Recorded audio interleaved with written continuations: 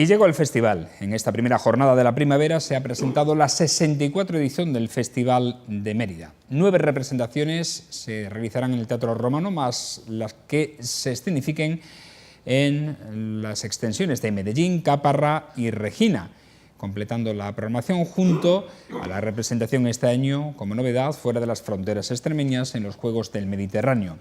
Hablaremos de este festival que supone para Mérida que se convierta en la capital de la escena española durante el verano. Buenas noches, bienvenidos a esta edición, la número 749 de La Picota, en la que vamos a hablar de este y otros temas que interesan a la actualidad, a todos ustedes, con nuestros habituales de los miércoles. Hoy están con nosotros Juan Viera. ¿Cómo está? Buenas noches. ¿Qué hay? Hola, buenas noches. ¿Qué tal? Pues nada, muy bien.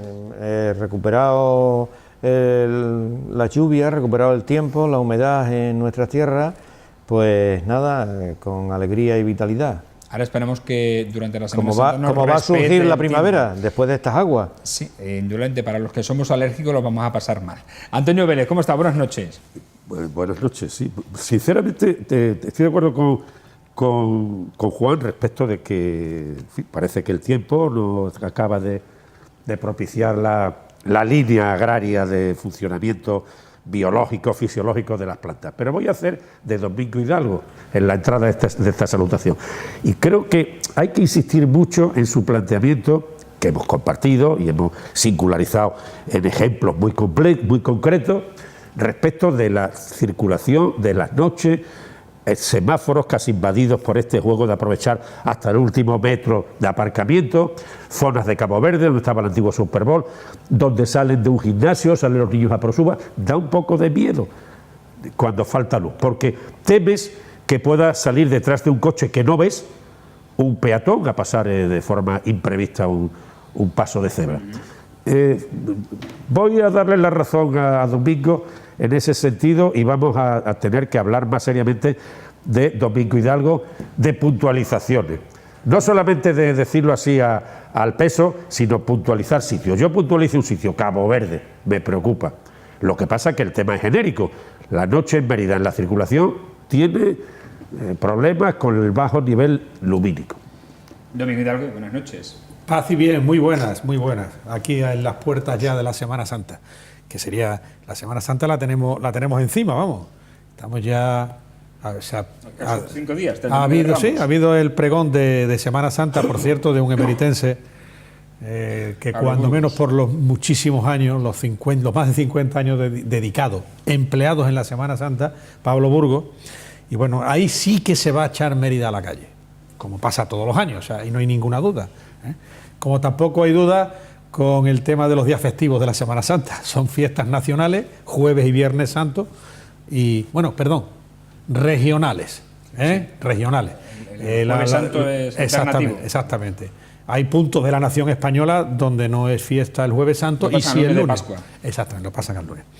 Pero estoy contigo, alcalde, cómo no. Y primero vamos a tener que empezar a pedir responsabilidades. Y ahí hay que empezar a decir nombres y apellidos. Y si hay el último responsable de lo bueno y de lo malo de la ciudad, se llama hoy por hoy, tú lo fuiste en su día y durante muchos años, pero actualmente se llama Antonio Rodríguez Osuna. Y Antonio Rodríguez Osuna tiene que empezar a decir, aquí estoy yo, a defender al pueblo de Mérida y a Mérida. Y no es de recibo que Antonio Rodríguez Osuna, como representante del Ayuntamiento de Mérida, como primera autoridad municipal, permita que Mérida esté mal iluminada. Porque hay un aspecto que tú estás comentando, Antonio Alcalde, y es el paso de los coches, que los conductores no se ve y puede producirse algún atropello como consecuencia de la poca visibilidad cuando llueve, cuando es de noche. Pero hay todavía, el peatón todavía sufre mucho más porque en Mérida no hay luz suficiente cuando uno va por la calle. Dicho de otra manera, no se distinguen las caras de con quienes nos cruzamos. No hace falta que la gente se tape la cara y se ponga un pasamontañas. No se le distingue. Y hay muchas zonas de Mérida. Tú has dicho una, yo te voy a decir otra, como el 1, 2, 3. Otra, la avenida de la Corchera. Toda esa zona no tiene luz. Y eso es de vergüenza. Y es porque faltan puntos de luz y en los que hay también falta intensidad en la luz. Hay algo que yo sigo insistiendo, y es que los perros tienen que ir con correa. Tienen que ir con correa. Y yo animo a que el ayuntamiento, animo a Antonio Rodríguez Osuna a que obligue a cumplir la legalidad de las ordenanzas. Y como consecuencia de ello, que la policía local patrulle, ya sea de uniforme o no, con coches oficiales o no, pero que patrulle por la isla. Y a todo aquel que le vea al perro, que vaya con perro sin correa, le dé un aviso, un primer aviso, pero al segundo aviso denuncia. Y es la única manera de que se pueda pasear por la isla sin que estemos dominados y rodeados de perros que están sueltos, con todo el respeto a los dueños de los perros. Pero por encima de los derechos, pseudoderechos que puedan tener los perros, naturalmente están las personas. Por último, señales de tráfico. Insisto en dos cuestiones de señales de tráfico. Puente Peligro, yendo a San Andrés, lleva ya sin luz una farola más de 3 meses. Lo hemos dicho aquí. Ahí sigue la luz, sin encender. Y eso, claro, el que va en coche oficial no lo nota. O al que le llevan y le traen, aunque no vaya en el coche oficial, pero le llevan y le traen. Ese no lo nota, pero el peatón sí. Y después, donde está, al lado de donde está José el Frutero y donde está el cine Ponce de León, actual Bingo, para incorporarse a la antigua Nacional 5, en el suelo stop, la señal ceda al paso. Hombre, eso es provocar, eso es inducir a la equivocación a los conductores. Bueno, pues ahí está, a quien corresponda. De Domingo Hidalgo, que nos ilustra con esas demandas, podemos decir vecinales. Vecinales, sí. Del día a día de Mérida. Día a día. Es que hace falta hablar del día a día de Mérida, que es el que también le llega a la gente. Indudablemente. Vamos a hablar ahora del festival, de la presentación que hoy se ha realizado de su programación, porque, como todos ustedes saben, el Teatro Romano de la capital extremeña acogerá entre los días 29 de junio y 26 de agosto la 64 edición del Festival de Teatro Clásico de Mérida, con un total de 8 montajes teatrales y un espectáculo de danza, en total 9. A este escenario hay que sumar los teatros romanos de Medellín, Regina y Caparra, en la provincia de Cáceres, y los diversos espacios de la ciudad de Mérida, donde se desarrolla la amplia programación off, con más teatro, cine, conferencias, exposiciones, talleres y pasacalles, entre otras actividades. De manera excepcional, esta edición estrena una extensión temporal en Tarragona, con motivo de la celebración de los Juegos Mediterráneos 2018, donde podrán verse las obras Edipo Rey de Sófocles, dirigida por Denis Rafter, 9 y 10 de junio concretamente, y Calígula de Albert Camus, dirigida por Mario Gas, 16 y 17 de junio. En esta edición del Festival Internacional de Teatro Clásico de Mérida cuenta con textos inéditos y originales que hasta ahora no han sido representados, como Las Amazonas o Ben-Hur. El festival contará una vez más con nombres emergentes y consolidados del teatro contemporáneo nacional, como los actores y actrices Lolita Flores, Pepe Villuela, Silvia Bascal, Raúl Arévalo, Loles León, Pedro Casablanc, Rafael Álvarez el Brujo, Tina Sáenz, Laura Pamplona y el extremeño Alberto Amarilla, entre otros. Dramaturgos y adaptadores como Eduardo Galán, Alberto Conejero, Paco Becerra, Magui Mira, Nacho Novo, Miguel Murillo de nuevo e Isidoro Timón. 9 producciones para el Teatro Romano de Mérida, como hemos dicho, que arrancará su programación con el Ballet Nacional de España, que interpretará Electra el 1 de julio con dirección de Antonio Naharro, acompañada por la Orquesta de Extremadura. La dramaturgia es obra de Alberto Conejero, inspirada en el mito clásico que sigue deslumbrándonos por su fuerza y su universalidad. Electra es una historia de fantasmas familiares, de viejas querellas y de ausencias ingobernables. Así la define el programa precisamente que contempla esta programación de la 64 edición del Festival Internacional de Teatro Clásico de Mérida. Vamos a desgranarla un poco, vamos a pulsar la opinión sobre esta programación que se presenta. A priori, en opinión de nuestros picoteros, ¿cómo la califican? Antonio. Bueno, yo siempre he sido crítico, y lo he expresado públicamente, con el modelo externalizado, con el modelo privatizado, con el modelo cimarro. Siempre he sido crítico y lo he explicitado y he firmado artículos al respecto, y aquí en este mismo foro lo he dicho. ¿Por qué? Pues porque el Festival de Mérida no lo ha inventado Jesús Cimarro.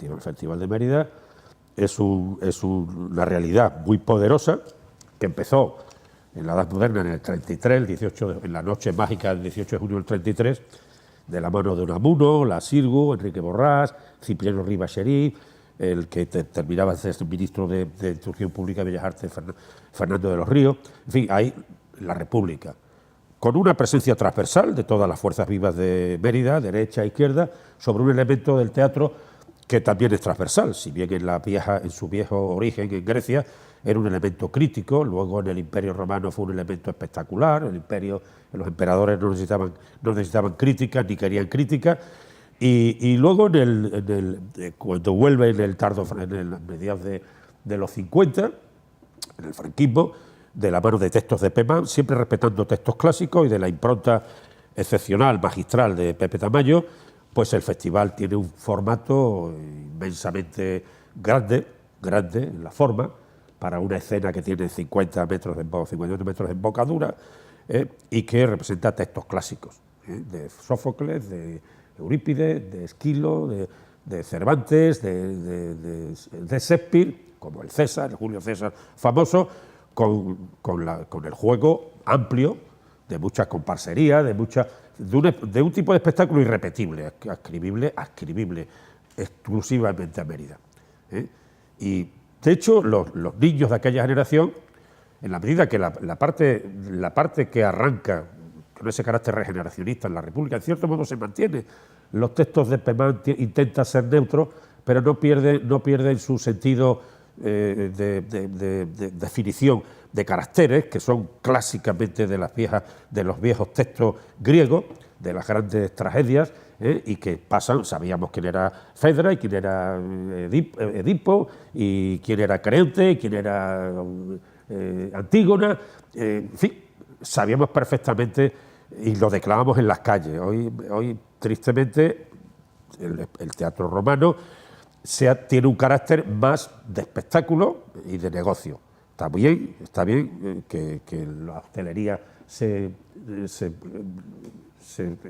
instale, se beneficie, también lo hizo siempre, porque en Mérida la afluencia fue masiva. Es decir, no inventa Cimarro el Festival de Teatro. Para mí, creo que hay un elemento importante, supongo que este tema hablaremos más, ¿no? Sí. Hay un elemento importante y es el propio montaje de unas obras que están en periodos cortos, en gran medida muy a lo Noel Coward, muy de comedias de formato más chico, y pierden esa grandiosidad que tuvo incluso en la época nueva, con textos con montajes de Mario Gas,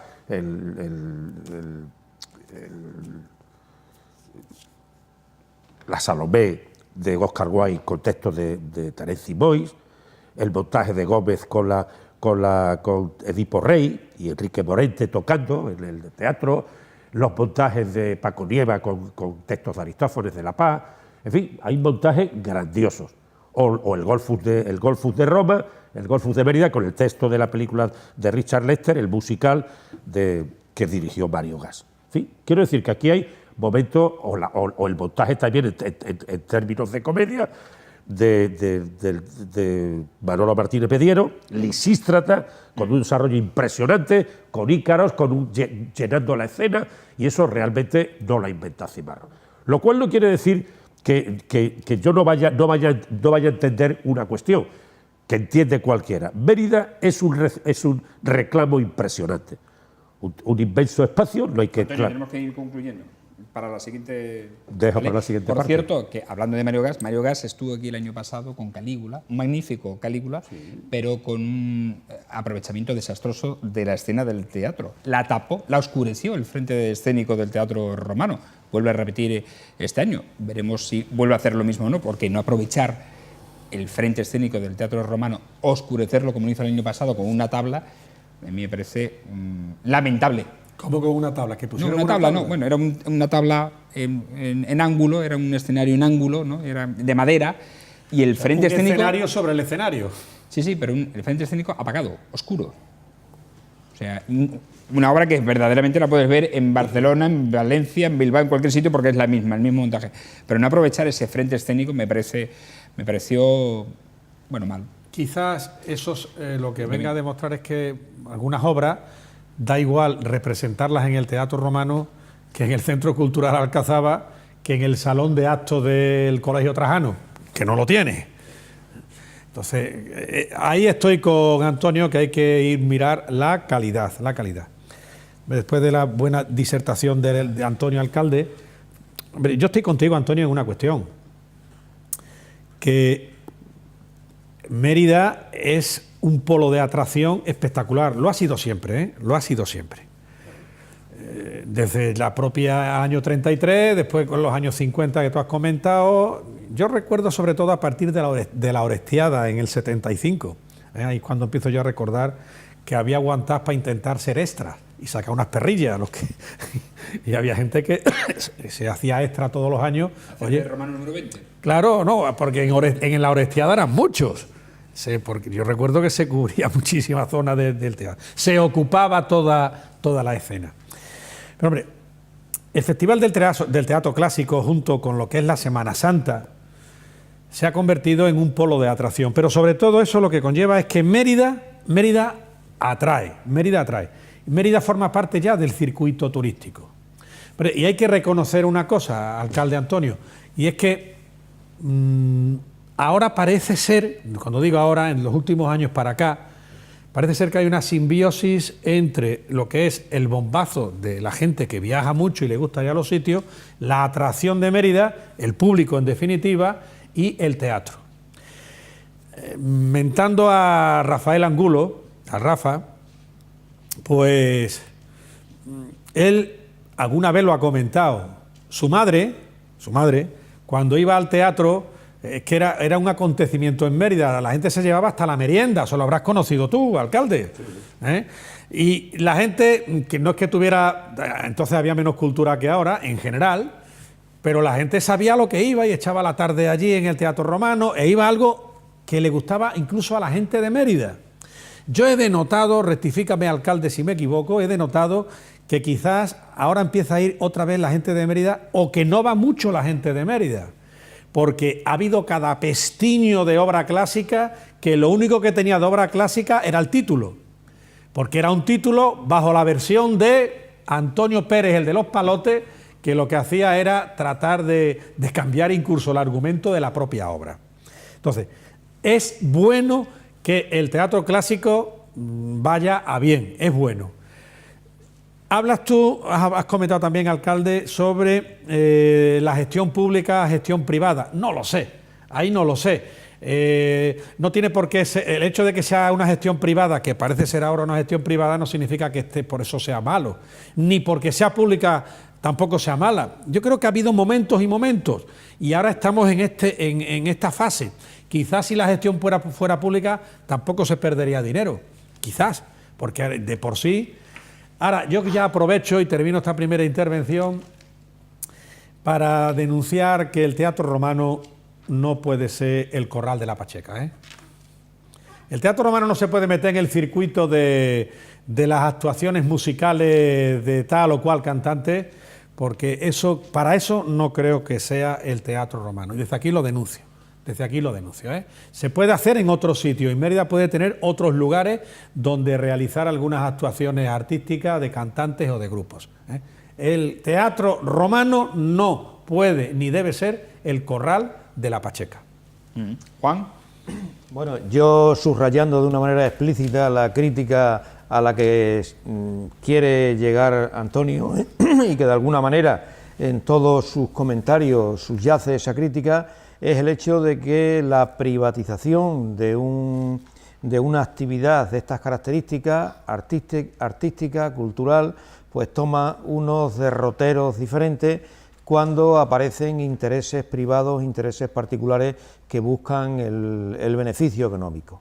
Desde ese momento, pues el interés toma una desviación que, como dice Domingo, no puede ser a lo mejor una desviación importante, pero sí hay una desviación hacia la búsqueda de un beneficio económico que sustituye parcialmente aceptémoslo así, sustituye parcialmente a lo que debería representar una actividad de estas características, ¿no? La difusión de la cultura, la difusión del conocimiento histórico de la antigüedad, la difusión de lo que fue Mérida en un momento determinado, etcétera, etcétera, ¿no? Y yo creo que eso es importante.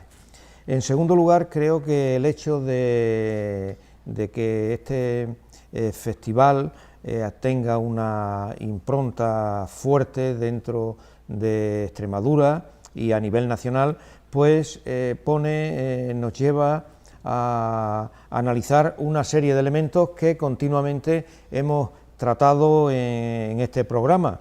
Me refiero a la necesidad de unas comunicaciones adecuadas para que haya un traslado de personal desde otras comunidades a Mérida, el hecho del sector hotelero, de que haya un sector hotelero capaz de absorber de manera no temporal o coyuntural por hora, sino por más tiempo, a todo ese desplazamiento público que se produce en este periodo de tiempo, que va a ser de 2 meses, que no es poca cosa, que no es una feria de un pueblo de 4 días, de 3 días o de una semana, ¿no?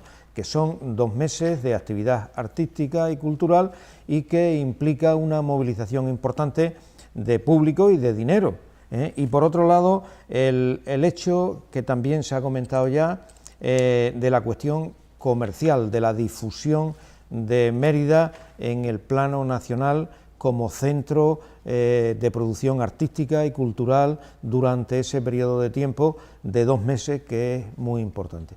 Yo creo que son 2 cuestiones que hay que tener en cuenta y, por supuesto, el hecho de que por parte de las instituciones públicas hay que trasladar al festival el hecho de una difusión cultural, histórica, artística, de los grandes trágicos de la obra griega y por supuesto del conocimiento de todos esos personajes y todo eso que representa un poco la historia antigua a nivel mundial y por supuesto nacional, ¿no?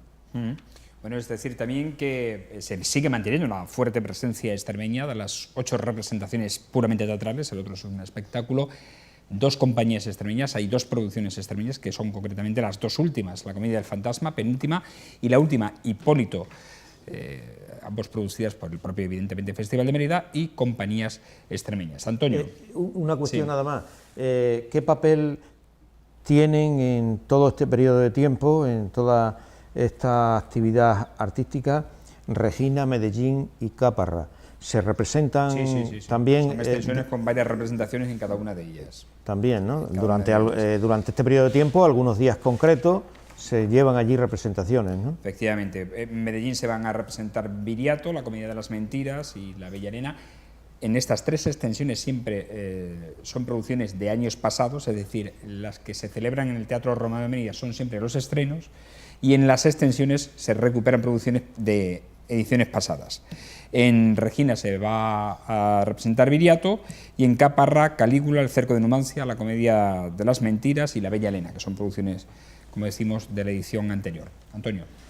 Estoy de acuerdo con lo que dice Juan respecto de que lo económico no es solamente la razón de un elemento cultural, de un elemento del fuelle de Mérida, que a mediados de los 80, cuando la Junta se hizo cargo y nombró a Pepe Monleón director, se inscribió prácticamente en el centro del teatro del Mediterráneo. Eso tuvo un carácter internacional, un carácter de cultura bimilenaria, de largo tiempo, y social y cultural en ese conjunto, y artística, con la presencia de grandes profesionales del teatro, escenógrafos, directores, etcétera, que hoy no están aquí. No están aquí. Por una razón, además, porque en la otra parte que ha dicho Domingo, de la singularidad, no puede al final ser Mérida el elemento de producción, base de producción, para luego un negocio que se extiende a todos sitios. Es decir, Mérida tiene su singularidad y los grandes formatos en la duración larga también son fundamentales, porque es que la repetición de muchas, yo digo, comedias de vodevil, a estilo de salón, en gran medida, sin mucho riesgo, 5 días, y si una falla, la otra gana. En fin, y entonces yo estoy en otra tesitura. Aquí Mérida fue sede de la Universidad Internacional Menéndez Pelayo en el 83, 84, 85. En Úbeda, Santander y Mérida, con el tema teatral. Eso fue una obra importante de Monleón que otros apoyamos en aquel momento. Es verdad que hay un momento en que la operativa de Blanca Portillo, quizás por exceso de confianza, le faltan recursos, la programación no es adecuada, no sale bien. Pero desde el punto de vista de lo que ha sido el recinto, como atracción de grandes bloques turísticos, grandes bloques de viajeros. A fin de cuentas, Madrid está a 2 horas y media. Un recinto tiene 2.500, 3.000 personas que no se climatiza. Pues es un chollo, es un chollo. ¿Por qué? Porque el deseo de una escapada es generalizado. Pero faltan otros elementos, la creación de sentido crítico, la culturización de una sociedad, los elementos que forman, los jubilados que pueden venir los lunes y martes que no hay función. ¿Por qué? Porque se transfiere todo a un juego estrictamente economicista. Por eso yo estoy en desacuerdo con el planteamiento de privatización, externalización, se llama en estos casos, que hizo Monago y que siguió Guillermo Fernández Vara. Estoy en absoluto desacuerdo, porque implica un desconocimiento importante de lo que es la realidad de Mérida como centro, el más importante teatro, entra en Internet, del mundo antiguo, el más importante, el más referenciado. Y eso implica un juego cultural de mucha más envergadura, también económico, que lo tiene, y lo ha tenido históricamente. ¿O es que ha llenado más Cimarro que llenó Corencia con la Lisístrata de Manolo Martínez Mediero? En absoluto. ¿O ha llenado más Mario Gas? Dirigió la mejor obra que ha dirigido aquí, aparte de la Salomé de Oscar Guay con textos de Terence y Moy, fue el Golfus de Mérida. Y Golfus de Mérida que hizo Manolo Martínez Mediero, Miguel Murillo. O sea, fueron llenazos sistemáticos. Es decir, no es verdad que la singularidad de Mérida gane con la dispersión a Tarragona a 40 sitios. Simplemente como base de producción, que es un elemento caro en el juego teatral y que luego va a circular, como bien ha dicho, me parece que Domingo, a salas pequeñas, a teatros, etcétera, etcétera. Claro, el propietario ya tiene una tentación, en fin, el director, creo yo que tiene una tentación lícita, por otra parte, desde el punto de vista profesional, yo no se la critico. Otra cosa es que los responsables políticos, institucionales o corporativos se lo dejen. Pero la tentación totalitaria en el teatro español la tiene Jesús Cimarro, sin duda. Y hace bien si lo deja. No vamos a... En otras cosas lo hizo el Marqués de Salamanca, en otras historias. Pero quiero decir que ahí hay un juego demasiado totalitario y que a Mérida no le beneficia. No le beneficia porque el otro modelo, más grandioso, más escénico, más en orden a su composición monumental, no le perjudica. Pero sin embargo culturiza, crea elementos propios internos en la sociedad extremeña de sentido de pertenencia, de autoestima, y al mismo tiempo permite que los montajes tengan un factor de creación de sentido crítico, de regeneracionismo, como un principio teatral evidente de su origen, el origen de las grandes obras, de las singulares obras que hacen los autores clásicos, Esquilo, Eurípides, Sófocles, Homero, o que luego hace William Shakespeare, o hace Cervantes con la Numancia que se representó aquí. Es decir, no es verdad que el teatro romano no tenga atractivo, poderosísimo, singularidad toda. Lo otro es que se preste a ser simplemente un recinto teatral de negocio. Domingo. Bueno, como cuestión previa, una cuestión... No, No, si quieres comentar algo... Ah, perdón. Es que pensé que el hermano Juan iba a decir algo. No. Mucho gusto, hombre. Que una pequeña cuestión colateral, que se me ha olvidado decirle al principio, hombre, que además estoy seguro que hablo en nombre de los tres, y mío propio. Pronta recuperación a ese joven periodista Fernando Delgado, hombre. Sí, hombre, sí. Desde aquí... No, pues que una pequeña... Ha pasado por la ITV, una pequeña cuestión... Sí, de motor. De motor. Pero gracias a Dios, bien. Pero bueno, desde aquí... Como no lo hemos dicho al principio, pues ahora me tomo. Yo hablo con él casi todos los días y está muy bien. Tanto es así que el martes tiene que ir de nuevo. El lunes, perdón, y ha dicho que no, que tiene programa de radio que hasta el martes no puede. Le ha dicho al médico. Esto es Patrimonio histórico de Mérida. Por favor. Cronista de la ciudad. Muy bien, bueno, pues te quería comentarlo. Bueno, a ver. Hay una cosa que está clara, alcalde. Nos podrá gustar más, nos podrá gustar menos, pero como tú bien has dicho, Mérida se ha convertido en una plataforma base, una lanzadera. Mérida se ha convertido en una lanzadera. Entonces, obras que se estrenan aquí o se hacen aquí también, se expanden, se exportan, se van poniendo en los diferentes teatros de diferentes lugares de España, ¿no? Porque es un todo. ¿Eso se ha tomado con un criterio empresarial? Parece ser que sí, pero tampoco es eso ni bueno ni malo, es otra forma de hacerlo. Lo que sí se está acreditando con eso, que con la gestión privada no merma ni va en contra de lo público, porque se está desarrollando, está atrayendo a gente, no está costando dinero al erario público, con lo cual menos gastos, ¿no? Menos déficit. ¿Que podría hacerse de manera pública? Bueno, se ha venido haciendo. Hemos conocido de todo. Hemos conocido momentos en el que cuando era gestión pública, no por ser gestión pública era un desastre, pero sí que con gestión pública ha habido años que han sido complicados. Dicho de otra manera, muy mejorables. Ahora estamos en un momento en el cual, bueno, pues hay éxito de público, hay éxito de Mérida, viene bien a Mérida, viene bien a la cultura, pues ¿dónde hay que firmar?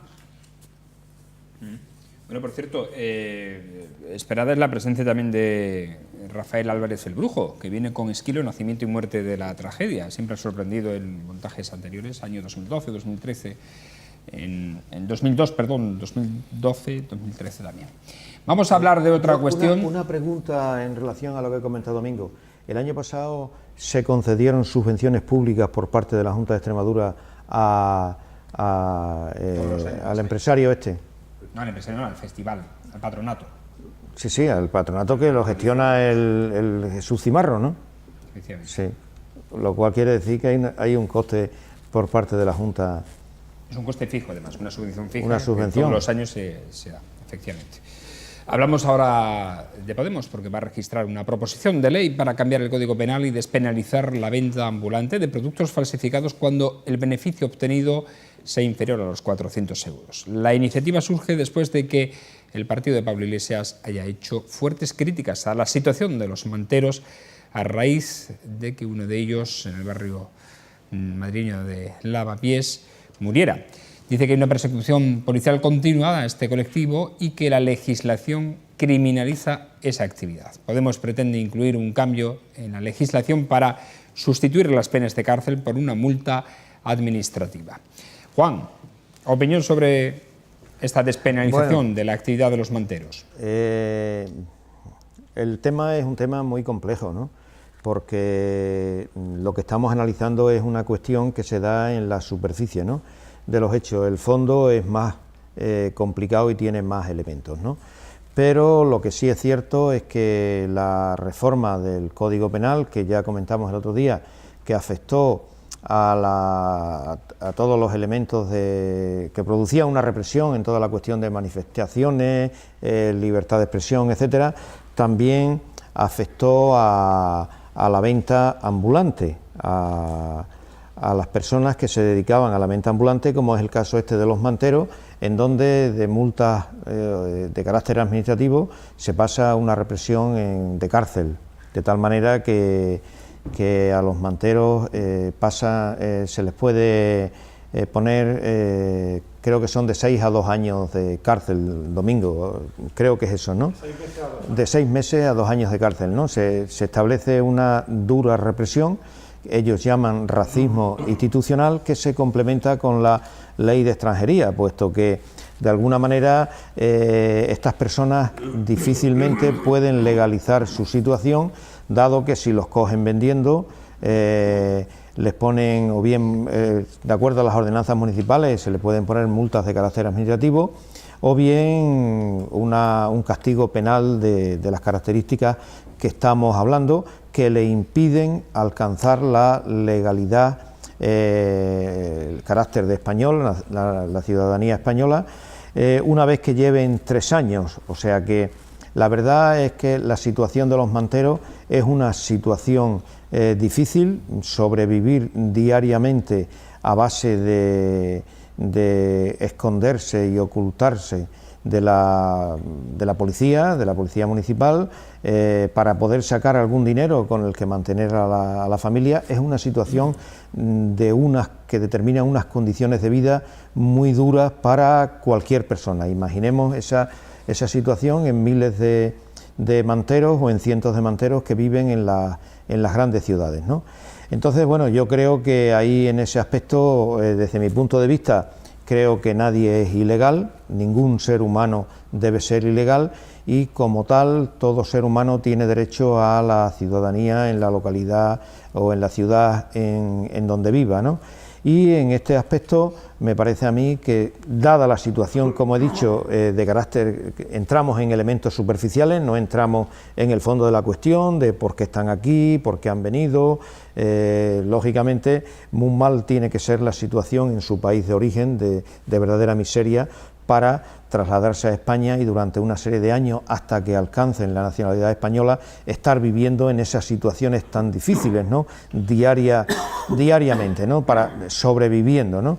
Entonces, yo creo que de alguna manera, por parte de los municipios, por parte del Estado, se debe tratar de integrar a este tipo de personas que viven en esa situación tan difíciles y, en todo caso, las leyes represivas que se aprobaron en el 2015, que hay que recordar que Zapatero en el año 2010 eliminó el castigo ya penal que se aplicaba a los manteros. En el 2015 el Partido Popular lo vuelve a recuperar, ¿no? Entonces, yo creo que debe ser por parte de los partidos políticos deben tener una actitud tal que permita a este tipo de familias, que ya digo, en muchas ciudades, sobre todo en las grandes ciudades, hay cientos de ellas, sobrevivir de una manera más digna, ¿no? No en las condiciones de vida en las que se desenvuelven, ¿no? Hay un tema también de fondo que efectivamente es el hecho de que la competencia, entre comillas, con el comercio local y por otra parte la falsificación, el daño que hace también a la industria, la falsificación, que normalmente es el producto estrella que suelen vender estos manteros. Ahí me gustaría también, bueno, ahora vamos a seguir eso, después, ¿no? Lo planteamos, lo meto en el debate también. Sí. Porque forma parte. Yo he hablado en un principio sí. en carácter general. ¿No? Ahora, en la segunda intervención puedes hablar ni... sobre este tema. Juan, Domingo, ¿tu opinión sobre este aspecto? Bueno, a ver, Podemos lo que trata de realizar, como buen partido comunista que es, pues es traernos una mezcla entre China, Cuba y Venezuela. Entonces Podemos, todo lo que sea imperio de la ley, todo lo que sea demonizar a la policía, todo lo que sea la legalidad, todo lo que sea meterse con la Guardia Civil, con la policía, todo lo que sea ir en contra de lo que significa la seguridad, cuando sin seguridad no podrá haber ni libertades ni democracia, pues todo eso a Podemos le viene muy bien. Entonces la policía es muy mala, incluso si tiene que falsificar la realidad, como ha ocurrido con este muchacho que en Lavapiés le dio un infarto, y que lo que hizo la policía local es simple y llanamente tratar de reanimarlo, y con el visto bueno del equipo de gobierno municipal, por cierto, tanto en Madrid como en tantos lugares, como Cádiz, como Zaragoza, como Valencia, gobiernan los comunistas de Podemos gracias a los socialistas del Partido Socialista, que son los que lo han apoyado, pues realmente parece ser que lo que a Podemos le gusta es que pase lo que ha sucedido en Lavapiés. Vamos a ver. Si yo voy a casa de Juan, o voy a casa de Antonio, o voy a casa de Fran, que amablemente me acogéis y me invitáis, yo no puedo poner las normas de convivencia en vuestra casa las que yo quiera, las que yo quiera. Si en algo se basa la propia funcionalidad de una sociedad y la coexistencia pacífica de las personas, es precisamente con dos derechos inalienables, que es la vida, por supuesto, la libertad y la propiedad. De hecho, la propiedad incluso es defendida por los podemitas, incluso la de los manteros, porque supongo que a los de Podemos no les gustará que le quiten los productos que llevan en las mantas vendiendo, ¿no? No les gustará que se lo quiten. ¿A que no les gustará que se lo quiten? ¿Por qué? Porque son propiedad de los manteros. Pero es que da la casualidad que el derecho de propiedad también tiene que ver con la propiedad industrial. El derecho de propiedad también tiene que ver con las marcas. El derecho de propiedad también tiene que ver con los productos. ¿Y qué? Si resulta que en una sociedad a los autónomos, a los empresarios, a quien tiene una actividad empresarial, que ahora no se puede decir empresarial, ahora se dice emprendedora, resulta que tienen que pagar los impuestos, pues nos encontramos que en las puertas, en los aledaños de los establecimientos donde se vende legalmente una serie de productos legales, justo en los aledaños están vendiendo de manera irregular e ilegal productos falsificados. Y eso, en cualquier Estado de Derecho, en cualquier democracia, en cualquier sociedad moderna, donde se respete la vida, donde se respete el derecho a la propiedad y donde se respete también el derecho y la propia libertad, evidentemente no se puede permitir. Y como no se puede permitir, esa es la razón por la que el Código Penal tipifica la venta ambulante. ¿Por qué? Porque de otra manera esto se convierte en una selva. Quizás lo que Podemos esté buscando es que esto se convierta en un lavapiés. Lavapiés somos todos. Entonces, sin libertad, sin seguridad, meándonos en la policía, insultando a la policía, demonizando a la policía, no son formas de estar. Y desde luego a mí me daría mucho miedo físico, si viera o viese lo que ha sucedido en Lavapiés. Porque en Lavapiés no deja de ser sin un pequeño ensayo general de la que se pretende realizar a partir del mes de septiembre. Antonio, sobre este tema. Sinceramente, a mí este tema me preocupa, bueno, relativamente. O sea, me sorprende que un partido que intenta ser, que ha intentado ser el faro de la izquierda, o el espigón de la izquierda, como es Podemos, el nucleador de la izquierda, como intentó Podemos, y no lo ha salido afortunadamente, venga con una opción tan raquítica, tan fuera de sentido. Nadie va a eludir que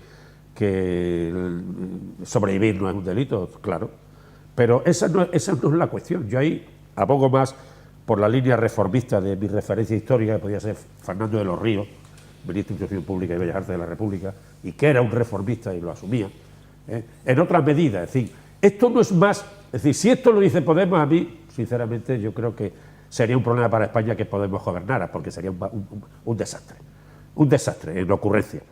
Pero para mí este es el terminal de un grave problema que tiene Europa y que tiene España, al margen de legalidad, de las falsificaciones, que estoy de acuerdo, no tengo que traer esa tesitura, pero es las terminales reales de un gravísimo problema que tiene el continente europeo, la Unión Europea, respecto de ser la última expectativa de unos espacios dirigidos en su inmensa mayoría por dictaduras y por regímenes totalitarios y por consecuencia de una descolonización temprana en África que se gestó en Yalta de la mano de Stalin, de Truman y de Churchill, en los acuerdos de Yalta después de la Segunda Guerra Mundial, y que dejaron a Europa tirada en lo que había sido un modelo colonial, inadecuado posiblemente, pero que quedó en manos del viejo juego del estatus izquierda-derecha o soviet y capitalismo. Y ese tema ahora tiene la resultante de un problema en Europa de grandísima dimensión que deja miles de ahogados en el Mediterráneo, que está creando una serie de cribas y de problemas de tipo incluso ultranacionalista, hasta niveles de nazismo, de neonazismo preocupante. Y efectivamente, esto Europa tiene que plantearlo. Javier Solana hablaba de un ejército disuasorio, hablaba de un planteamiento, de una intervención en África, para desarrollar África, porque esto no lo va a aguantar un sistema continental, un sistema político, un sistema organizado que es la Unión Europea, que está en estos momentos atadas de manos, que tiene deslocalizada a gran parte de su sistema productivo en el tercer mundo, y que evidentemente eso es imparable porque la globalización no va a dar marcha atrás, a pesar de la paranoia de Trump diciendo que pone aranceles. Pero esto es una tragedia porque la gente efectivamente tiene que vivir, pero no lo puede solventar Podemos con plantear un cambio de un tema, de una legislación penal o una pena de cárcel por una cuestión administrativa, porque el problema va a seguir siendo el mismo. Así, aquí hay que hacer un gran análisis. Yo creo que Europa tiene esa obligación obligada, porque si no va a ser insostenible a la vuelta de poco tiempo la presión inmigratoria, que esta de Madrid y de otras ciudades es la terminal más referencial de lo que es sistemas extralaborales, de economías sumergidas en gran medida y que ni fiscalizan ni nada de nada y crean una presión de gente que tiene que vivir y crean un problema sistemático que Europa tiene que resolver. Juan, bueno, entramos en el fondo también de... Sí, vamos a entrar en el fondo de la cuestión. Yo creo que el asunto no se resuelve precisamente con las medidas que pueda querer que se aprueben en el Congreso de los Diputados por parte de Podemos. Eso puede facilitar un poco las condiciones de vida a este personal, pero el problema es mucho más profundo. ¿Por qué hoy día tenemos a estas miles de personas en España? ¿Por qué vienen de esos países?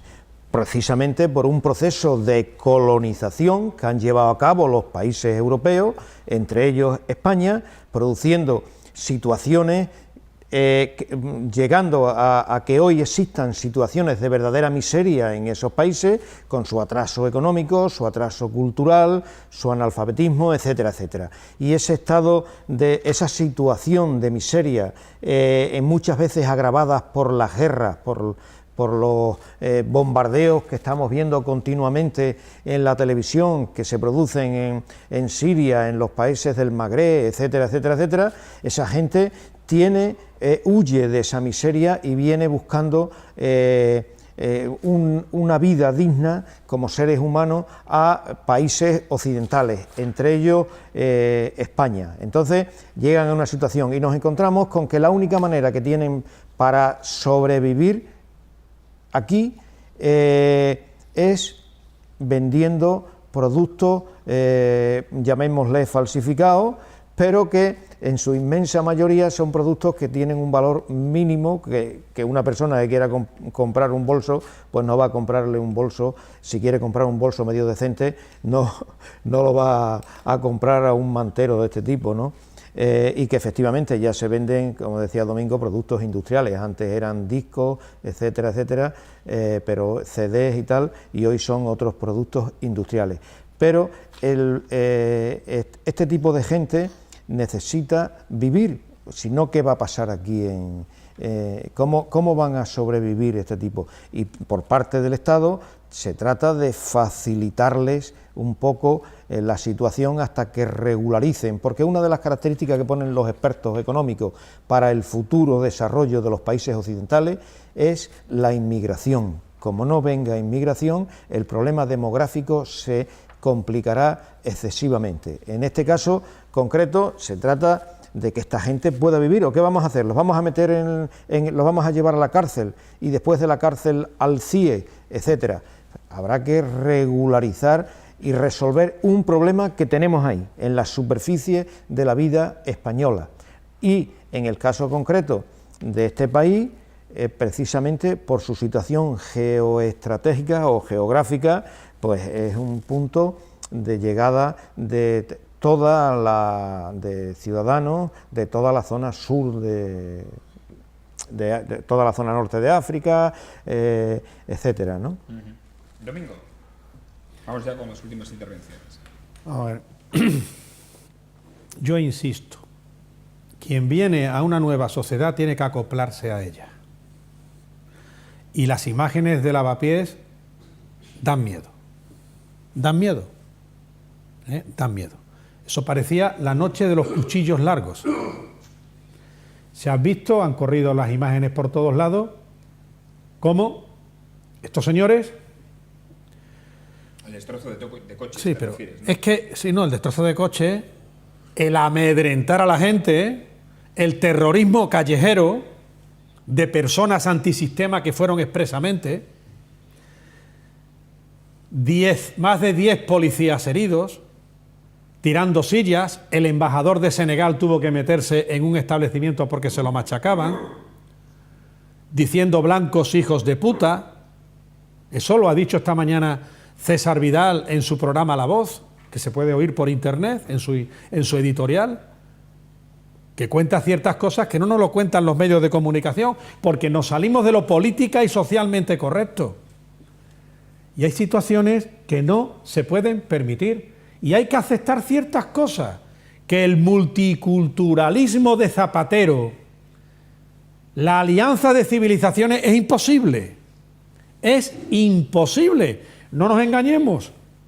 Hay convivencias que son imposibles y personas con las que no se puede convivir. Por eso no se puede hacer un tutti frutti.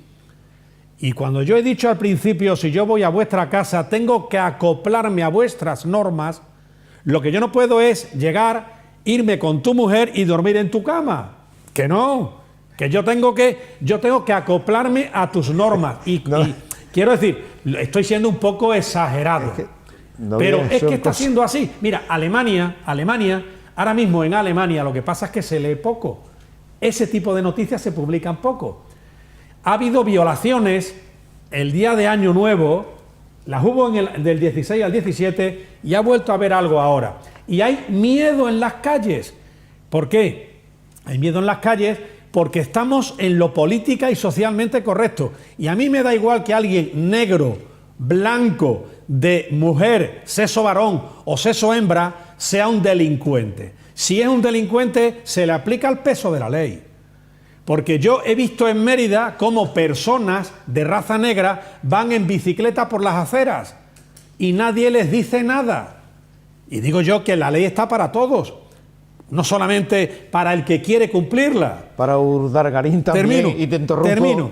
Termino. Mira, hombre, no podemos poner como mártires y no se puede decir que no tienen para comer. Si en algo tiene una característica actualmente el estado del bienestar, y desde aquí apunto que como esta siga así, el bienestar va a acabar con el Estado, pero hoy por hoy estas personas no les falta para comer, no les falta un techo, no les falta comida, no les falta vestido, no les falta la enseñanza, no les falta la sanidad, no les falta el transporte gratis y no les falta incluso subsidios. Y alguien que me demuestre que eso no es así. No. Luego entonces no se puede decir que estos señores no tienen para vivir. No. Sí tienen para vivir. Domingo, porque el estado del bienestar no permitiría que no lo tuvieran. Tú sabes que no estás diciendo que eso no es cierto. Digo la vida misma. Que eso no es cierto. Lo que pasa es que es socialmente incorrecto lo que estoy diciendo. No es pero cierto. Estoy diciendo lo que piensa una gran mayoría de españoles. Que, sí, y el bienestar, quien va a acabar con el Estado es el bienestar de una minoría. No, una minoría. Una minoría como Urdangarín, como Bárcena, etcétera, etcétera. Esos son los verdaderos manteros de este país. Y a esos no se los persigue, Domingo. A eso se les consiente todo. La beca de Rejón, esa como es, que por cierto, bueno, lo han inhabilitado. Pues que se lo quiten, sí, pero oye, lo han inhabilitado. Domingo, que yo no.